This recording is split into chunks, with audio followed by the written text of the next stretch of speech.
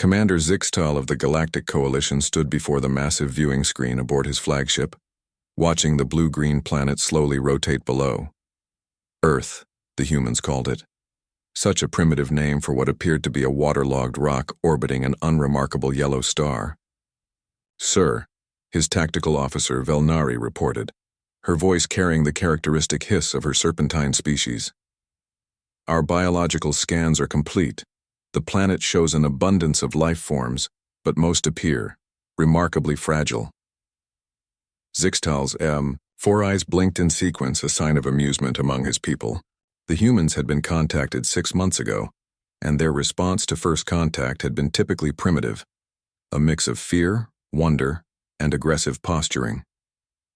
Now, as the Coalition prepared to integrate them into galactic society, standard protocol demanded a full assessment of their world's capabilities. "Show me the data," Zixtal commanded, his crystalline exoskeleton catching the light as he moved.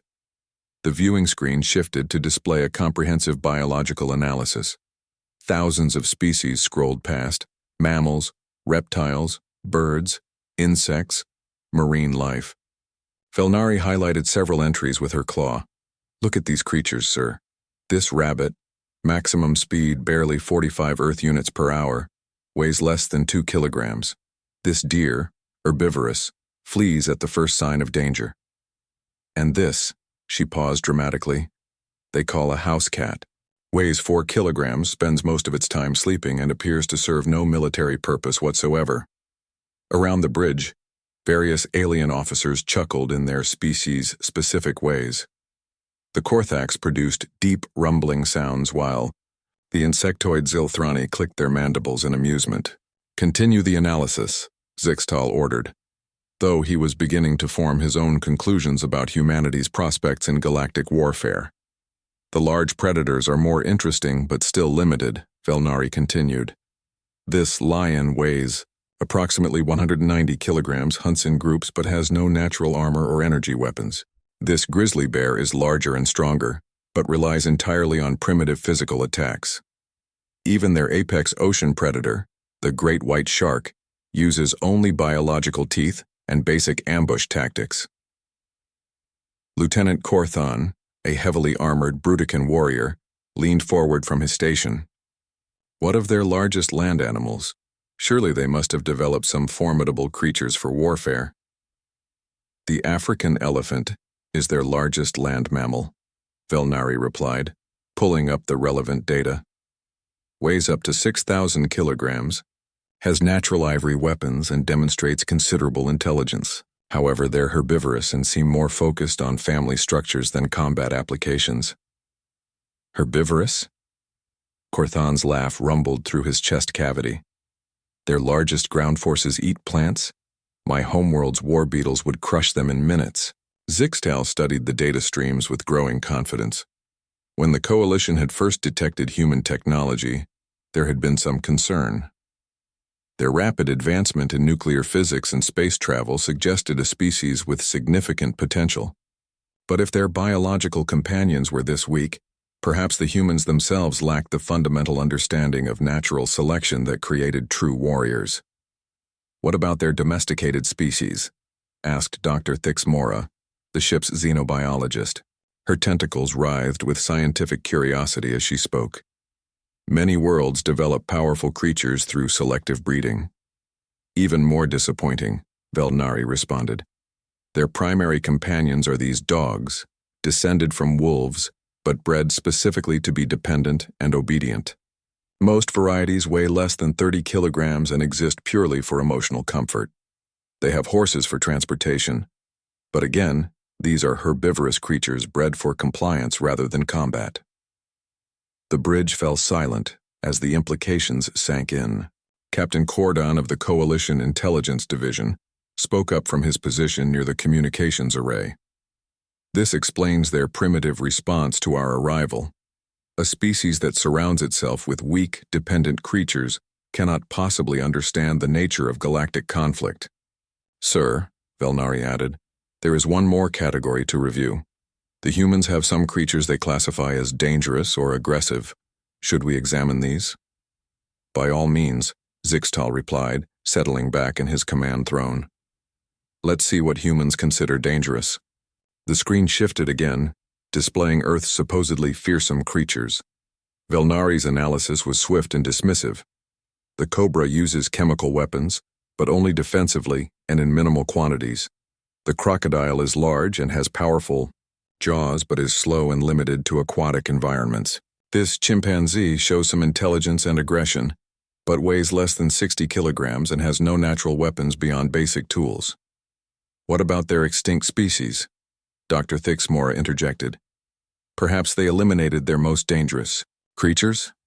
Interesting point, Velnari acknowledged, pulling up paleontological data. They did have some larger predators in their past. This Tyrannosaurus rex was impressive, 8,000 kilograms, massive teeth, powerful legs. But even these ancient creatures relied purely on biological systems with no energy manipulation or advanced tactics. Corthon stood and began pacing, his massive frame causing the deck plates to vibrate slightly. This is almost disappointing. When we conquered the Velkari system, their war beasts could generate plasma bursts and had natural phase-shifting abilities. The Horthak Homeguard rode creatures that could fly through space without life support, but Earth's animals are just biological machines. That's exactly the problem, Zixtal mused aloud. Humans have never been challenged by truly dangerous creatures. They've never had to develop the mental fortitude and tactical thinking that comes from sharing a world with beings that could actually threaten them. Their survival of the fittest has been survival of the most comfortable. Communications Officer Tilvana looked up from her station. Sir, we're receiving another transmission from the human governments. They're requesting a formal meeting to discuss terms of integration into the coalition. Tell them we'll consider their request, Zixtal replied dismissively. But first, let's complete our assessment. I want to see their reaction when we demonstrate what real creatures are capable of. He turned to address his senior staff. Prepare the bio-cargo bay. We'll bring down some of our standard reconnaissance fauna. Nothing too dangerous, just our basic survey animals. If humans are so impressed by their own weak creatures, seeing actual evolved predators should make the integration process much smoother. Around the bridge, officers began to smile in anticipation. This was going to be easier than anyone had expected. Sir, Velnari added with obvious amusement, should we warn them in advance about our creature's capabilities? No, Zixtal decided. Let it be a surprise. After all, how dangerous could it be? The worst thing on their entire planet appears to be something called a honey badger, and according to our scans, it weighs less than 16 kilograms. The bridge erupted in laughter as the coalition fleet prepared for what they assumed would be a simple demonstration of superior evolutionary development. Dr. Sarah Chen wiped the sweat from her forehead as she reviewed the data from the morning's wildlife survey. As Earth's lead xenobiologist assigned to the first contact protocols, she had been working around the clock to prepare comprehensive files on Earth's fauna for the incoming alien delegation. The coalition had specifically requested detailed information about Earth's aggressive species, which had initially confused her. Dr. Chen, her assistant Marcus, called from across the temporary research station they'd established in Kenya's Masai Mara. The coalition ship is requesting permission to land. They say they want to conduct their own biological assessment. Sarah looked up from her tablet, squinting against the African sun. Did they say what kind of assessment? Something about demonstrating proper evolutionary development and showing us real predators, Marcus replied, making air quotes with obvious skepticism. Honestly, they sounded a bit condescending. Sarah frowned. The coalition's attitude during their communications had been increasingly dismissive over the past weeks. Their representatives seemed amused by Earth's creatures rather than impressed, despite the incredible diversity and adaptability she'd documented. Grant them permission, she decided. Set up the meeting coordinates here in the preserve. If they want to see Earth's wildlife in action, this is the place. 3 hours later, a sleek alien vessel descended from the clouds, its hull shifting through colors that had no names in human language. Sarah watched through her binoculars as the ship settled near the designated landing zone, carefully avoiding the various animals grazing nearby. The airlock cycled open, and the alien delegation emerged. Sarah had seen them before during video conferences, but meeting them in person was still startling. Commander Zixtal led the group, his crystalline exoskeleton gleaming in the sunlight. Behind him came the snake-like Velnari, the massive armored Korthon, and several others representing different coalition species. Dr. Chen, Zixtal's voice came through the universal translator with what sounded like barely concealed amusement. Thank you for arranging this demonstration. We're eager to see Earth's most dangerous creatures in their natural habitat. Of course, Commander, Sarah replied diplomatically, though I should mention that most of our large predators are actually quite cautious around unfamiliar situations. You might not see the behaviors that make them truly formidable. Velnari's serpentine laugh was unsettling. We'll be the judge of what constitutes formidable. Dr. Chen, perhaps after our demonstration, you'll better understand the distinction. Sarah felt her jaw tighten, but maintained her professional composure. Your demonstration? We've brought some of our own fauna, Korthon explained, his massive form casting a shadow over the group. Standard reconnaissance animals, nothing too dangerous. We thought it might be educational to show you what properly evolved predators look like. Before Sarah could respond, Marcus pointed toward a nearby acacia tree. Oh, look, we're in luck. There's a pride of lions resting in the shade, and there's a small herd of elephants approaching the watering hole. The alien delegation turned to observe the magnificent creatures. The lions lounged with casual confidence, occasionally lifting their heads to survey their domain. The elephants moved with surprising grace for their size, their complex social interactions clearly visible as they communicated through rumbles and touches. Impressive size, Velnari admitted grudgingly, but observe their behavior. The lions are simply lying there and the elephants are focused entirely on drinking water. Where's the territorial aggression? The predatory focus? Actually, Sarah interjected, both species are demonstrating sophisticated behavioral adaptations. The lions are conserving energy during the heat of the day, while maintaining awareness of their surroundings. The elephants are engaging in complex social bonding while one individual maintains watch for threats. Basic herd behavior, Korthon dismissed. On my homeworld, our cattle analogs can breathe fire and coordinate tactical strikes.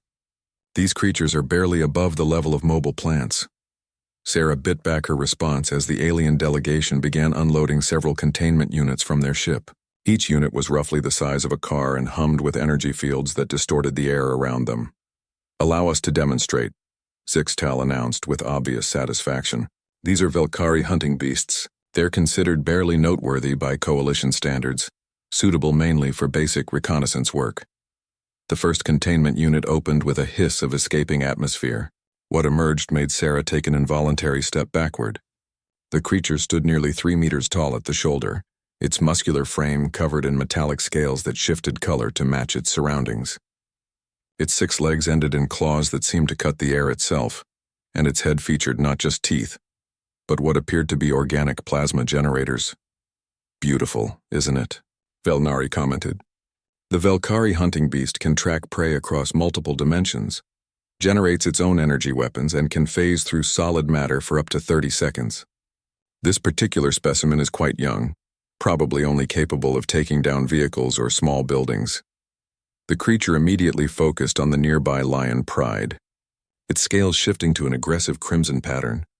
It began moving with predatory intent, each step leaving small scorch marks in the earth. Wait, Sarah called out in alarm. You can't just release an unknown predator into a natural ecosystem. Relax, Dr. Chen, Zixtal assured her. We'll retrieve it shortly. This is purely educational. Watch how a real predator behaves compared to your lions. The Velkari beast had covered half the distance to the lions when it suddenly stopped. Its head swiveled and it emitted a sound somewhere between a growl and an electronic whine. The creature began backing away from something, its confident posture shifting to obvious alarm. What's wrong with it? Marcus whispered to Sarah.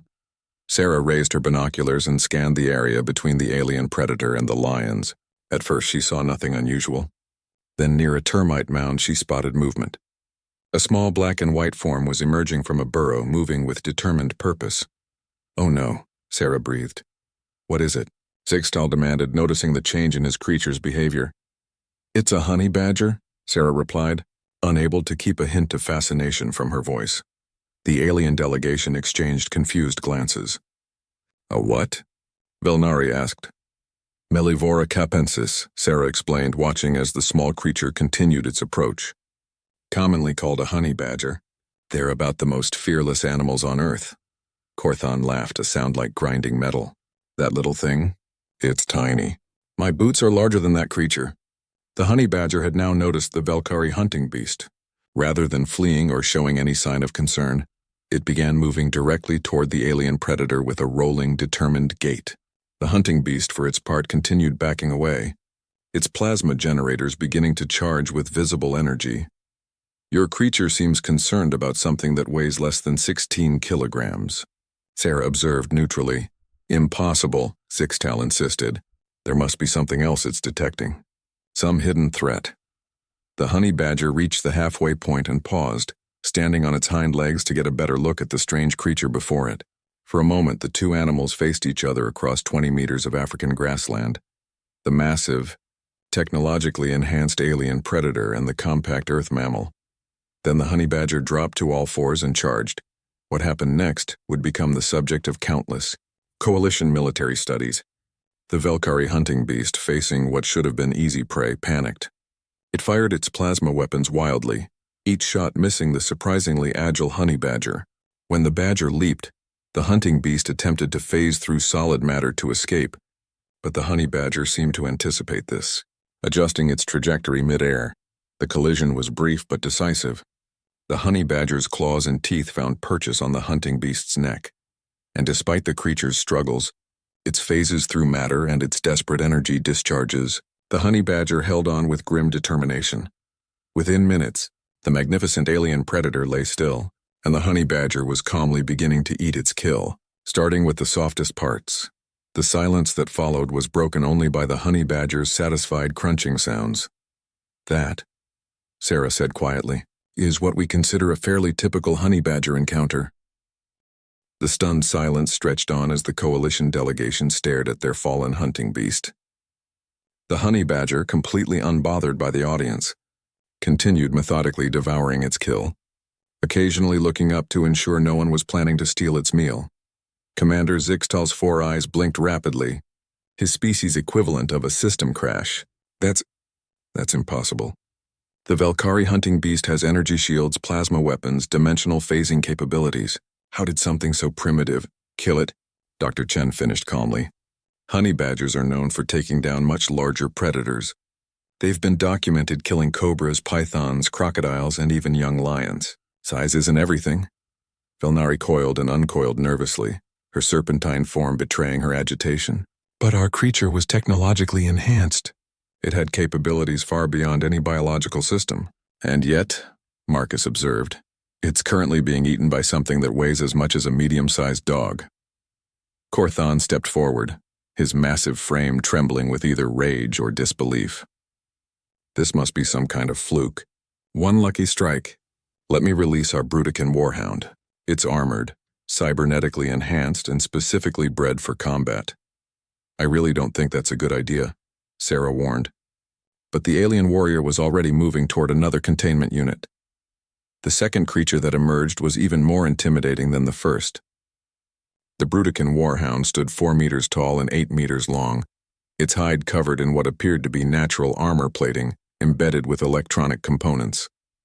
Its massive head featured not just fangs, but targeting systems and built-in energy weapons. When it moved, servo motors whined and hydraulic systems hissed. This creature, Corthon announced with obvious pride, has served in 17 military campaigns. It has never lost a battle. Its armor can deflect particle beams, its weapons can level buildings, and its tactical AI is programmed with the combat experience of 1,000 warriors. The warhound immediately locked onto the honey badger, which had paused in its meal to observe this new development. Advanced targeting systems activated with audible beeps and electronic chirps.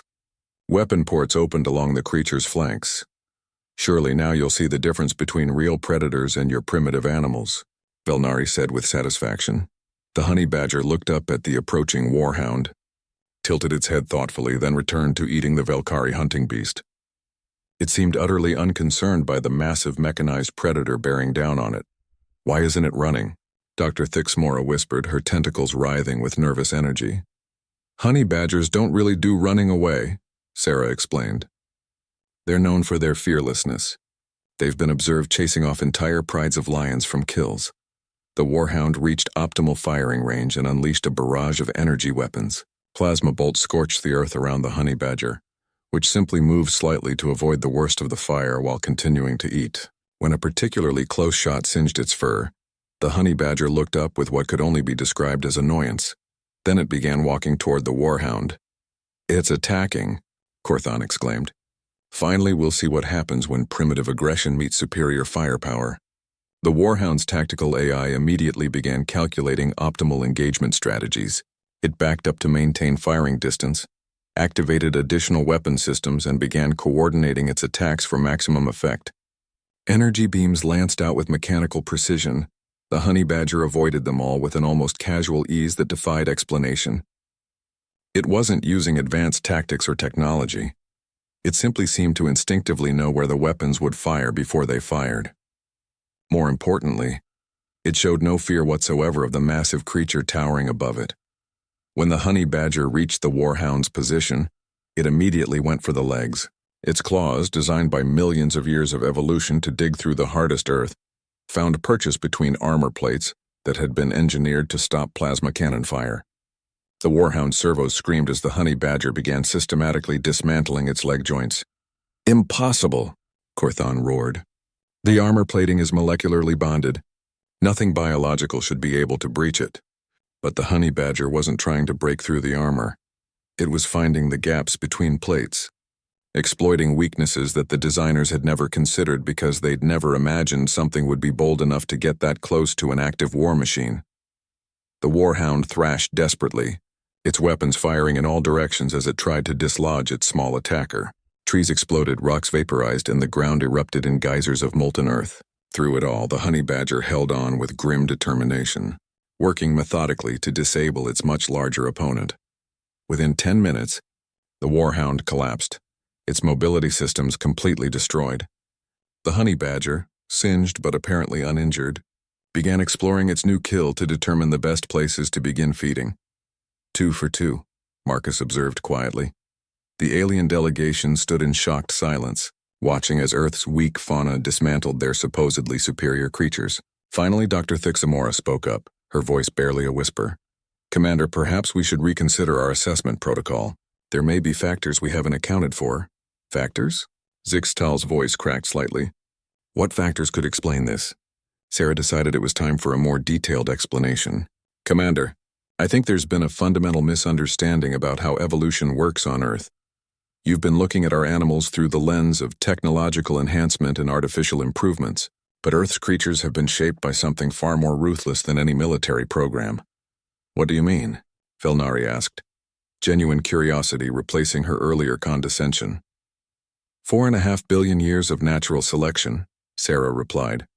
Every single creature you see here has survived countless extinction events, ice ages, asteroid impacts, and competition from millions of other species.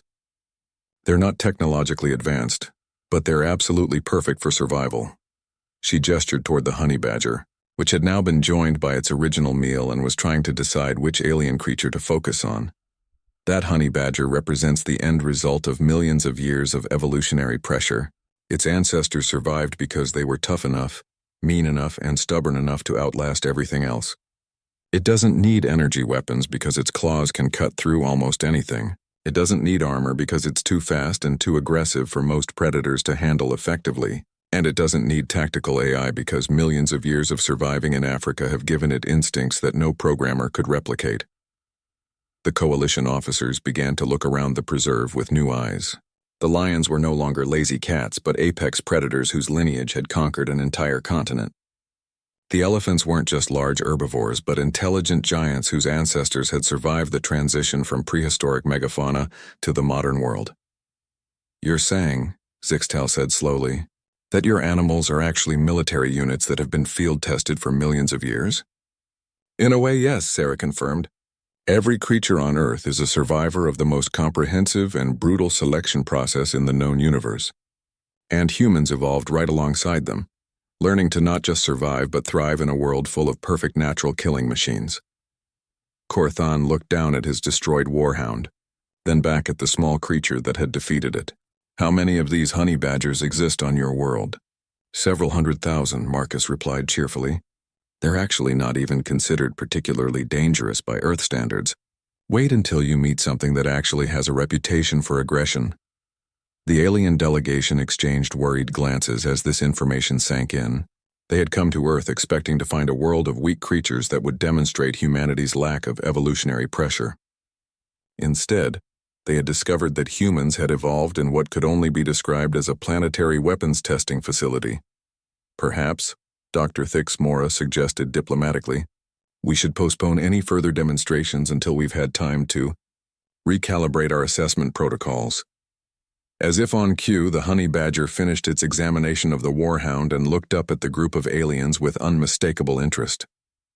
It began walking toward them with the same determined gait it had used to approach their creatures. I think that's an excellent idea, Sarah agreed quickly. Marcus, start the vehicles now. The emergency session aboard the Coalition flagship was unlike anything in the organization's history. Representatives from 12 major species filled the main conference chamber, their various forms creating a bizarre menagerie of concerned alien life. The holographic display at the center of the room showed footage from the previous day's encounter, replaying the honey badger's systematic destruction of their combat creatures. Rewind to 1432, ordered Admiral Kethvar, the Coalition's supreme military commander. Her insectoid form clicked nervously as she studied the footage. Watch how it anticipates the warhound's weapon trajectory. That level of predictive ability suggests either precognitive capabilities or combat experience that borders on the supernatural. Commander Zixtal shifted uncomfortably in his hovering command chair. Admiral Dr. Chen insisted there was nothing supernatural about the creature's abilities. She claimed it was simply natural selection and evolutionary pressure. Evolutionary pressure that produces warriors capable of defeating cybernetically enhanced combat units?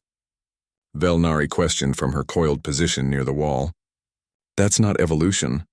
That's weaponization. The chamber fell silent as they watched the honey badger calmly dismantling the warhound's leg armor.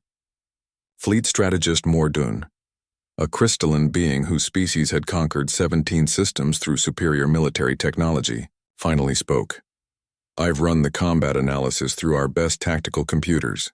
The honey badger demonstrated 17 different advanced warfare techniques, including adaptive target assessment, exploiting structural weaknesses, maintaining tactical focus under fire, and something our computers are calling aggressive indifference to overwhelming odds. Aggressive indifference? Admiral Kethvar repeated. The creature showed no fear response whatsoever, Morden explained. Our psychological warfare specialists say that level of fearlessness is usually only achieved through years of combat conditioning or chemical enhancement. Yet according to the humans, this is normal behavior for this species. Dr. Yixithala, the Coalition's chief xenobiologist, activated her own holographic display. I've been analyzing the biological data we collected. The creature's physical capabilities are extraordinary even by Earth standards. Its muscle density is 3 times that of similar-sized predators. Its bone structure is reinforced beyond normal mammalian parameters, and its nervous system shows adaptations for enhanced reaction time and pain resistance. How enhanced? Zixtal asked. Our scans suggest it can continue fighting effectively even with injuries that would incapacitate most life forms. Its pain response appears to be not reduced but rather redirected into increased aggression. It literally becomes more dangerous when wounded. The implications of this settled over the chamber like a dark cloud. Admiral Kethvar's mandibles clicked rapidly as she processed the information. You're telling me that Earth has produced a species that becomes more effective in combat the more damage it takes? That's just one species, Velnari reminded them. Dr. Chen mentioned that honey badgers aren't even considered particularly dangerous by Earth standards. Fleet Captain Borthek, whose species had never lost a ground war in their recorded history, leaned forward. What exactly do humans consider dangerous? I've been researching that, Dr. Yixthala replied, activating another display. According to human databases, their most dangerous animals include creatures called polar bears, saltwater crocodiles, African Cape buffalo, black mamba snakes, and box jellyfish.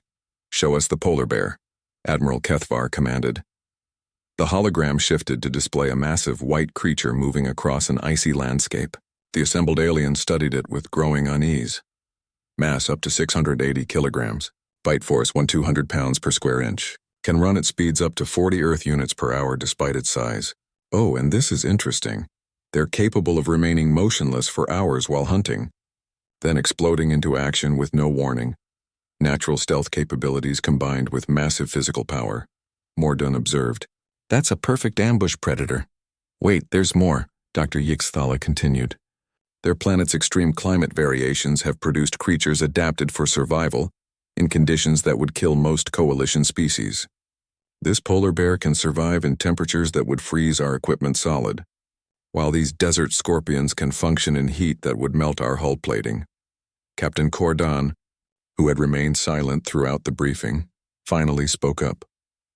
Are we certain these are natural creatures and not bioweapons designed by human military forces? The humans provided extensive evolutionary history for each species, Dr. Yixthala replied. These adaptations developed over millions of years through natural selection. Earth appears to be a world where the environment itself functions as a weapons development program.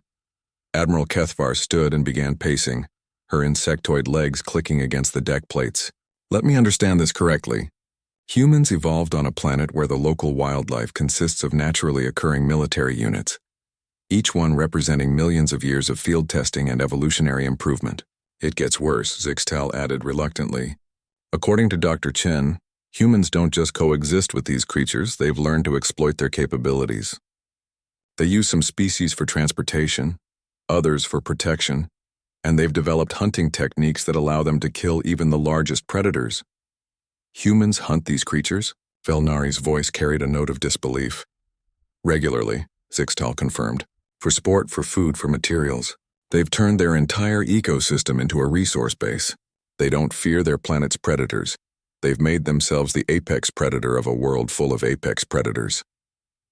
The chamber erupted in agitated discussion as the full implications became clear. Multiple species began talking at once, their various languages creating a cacophony of concerned voices that the translators struggled to process. Admiral Kethavar called for silence with a sharp, mandible click. Dr. Yixthala, in your professional opinion, what would be the military implications of integrating humans into the coalition? The xenobiologist hesitated before answering. Admiral, based on what we've observed, I believe humans represent an entirely new category of species. They're not just tool users or technology developers.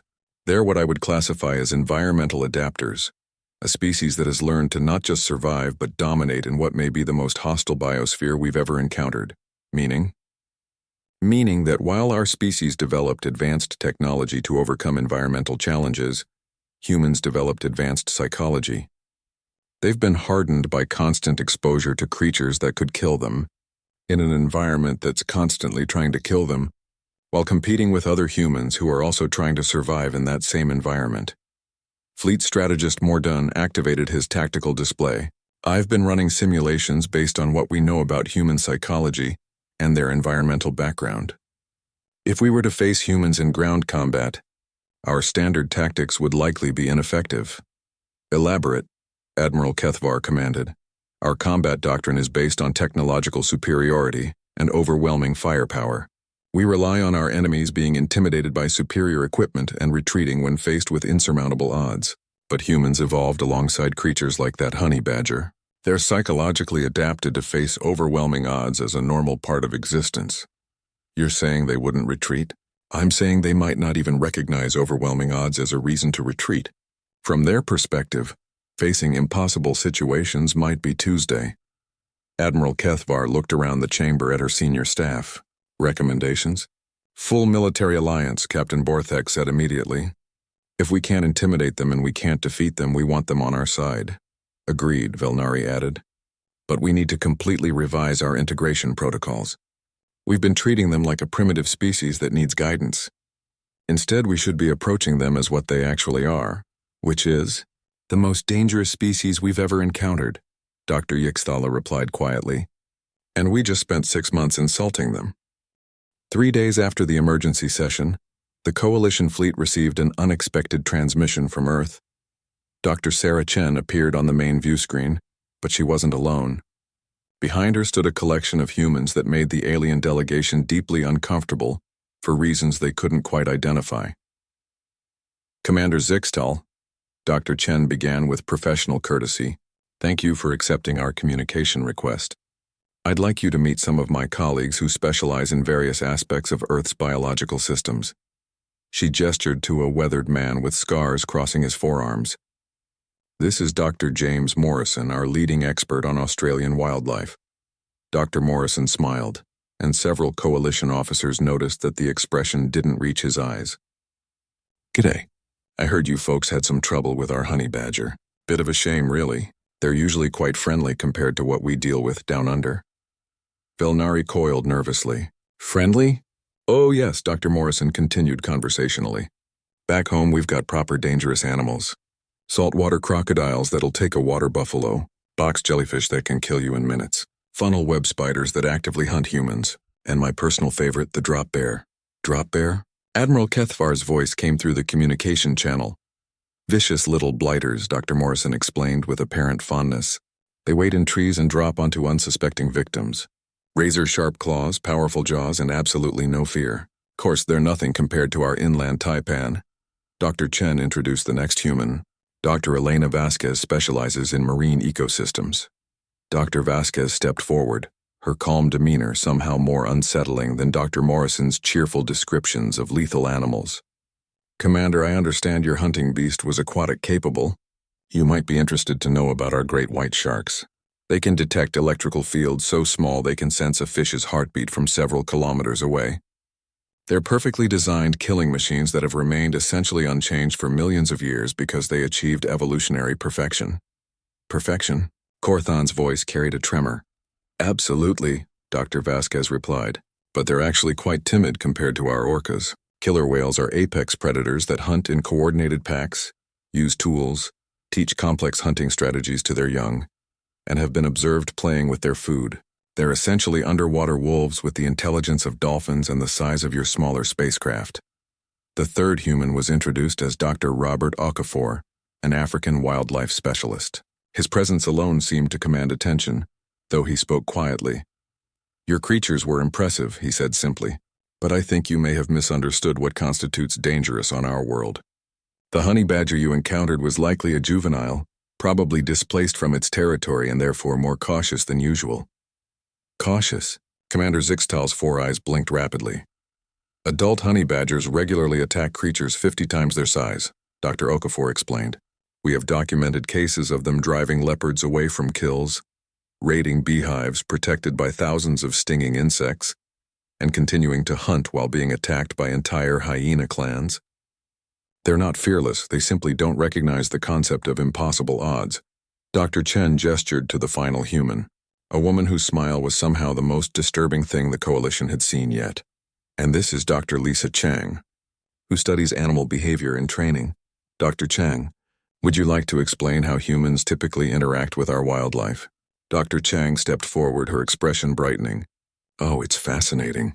Humans have this wonderful ability to form working relationships with even the most dangerous predators. We've trained everything from wolves to bears to great cats. Some humans even swim with sharks for recreation. For recreation? Velnari asked faintly. Absolutely. We call it thrill-seeking behavior. Humans regularly engage with dangerous animals for entertainment. Bullfighting, snake handling, crocodile wrestling, bear baiting, it's quite common. Some humans even keep dangerous animals as pets.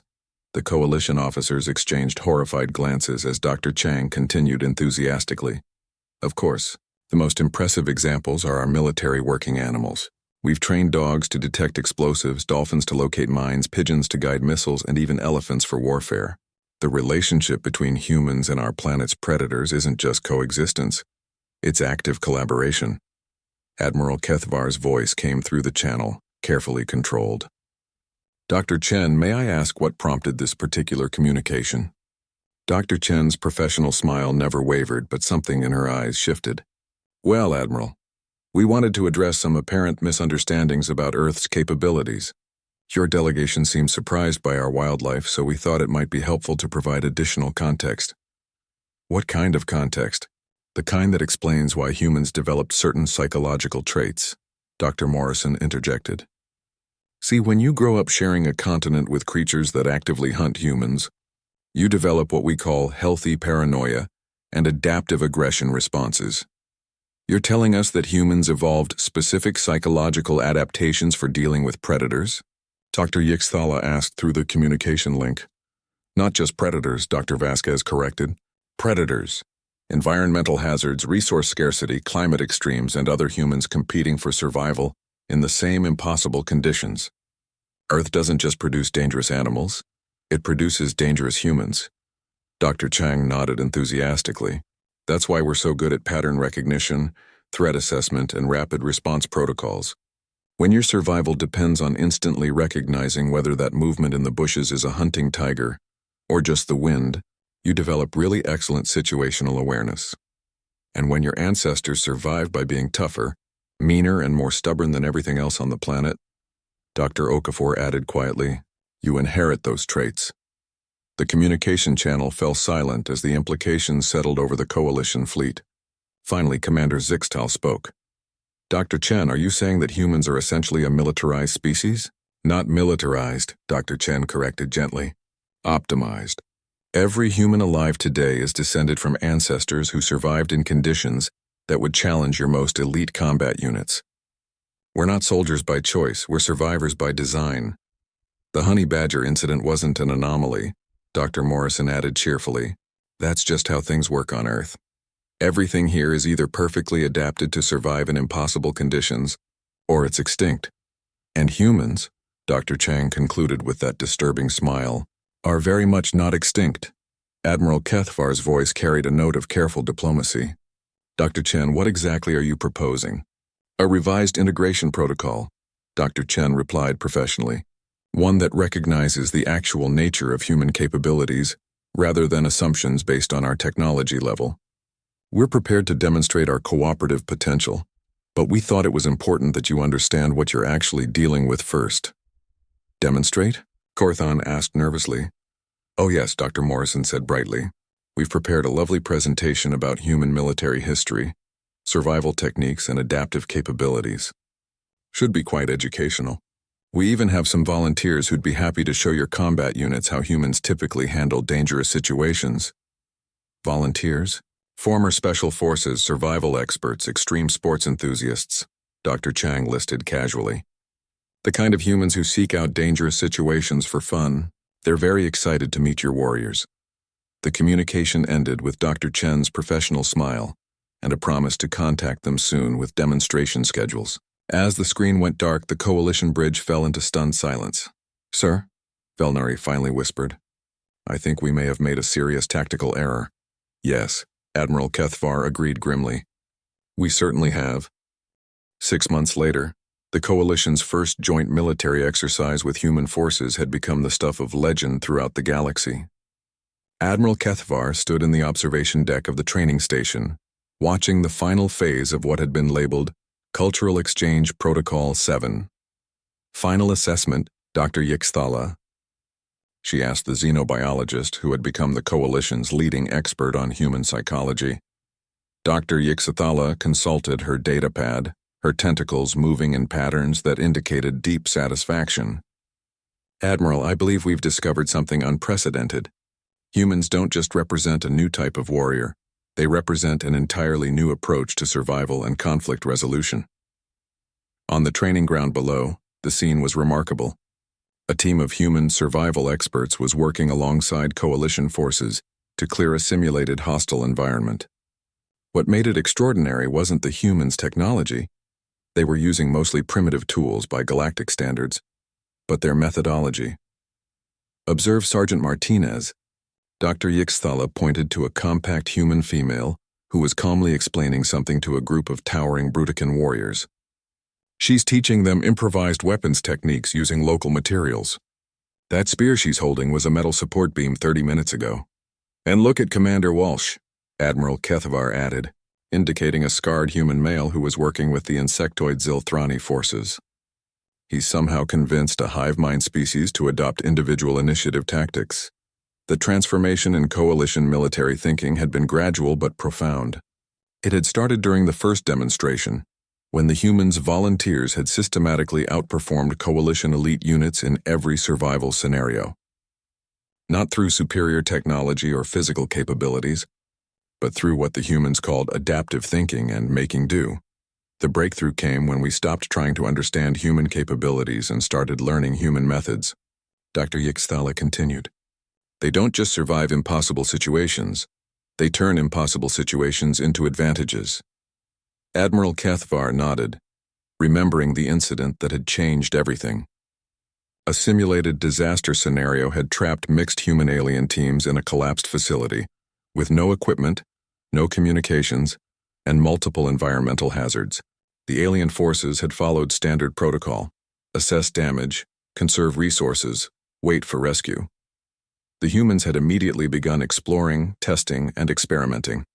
Within hours, they'd rigged an improvised communication system from scavenged materials, created tools from debris, established water collection and filtration systems, and organized hunting parties to capture the small predators that had been released into the facility as additional hazards.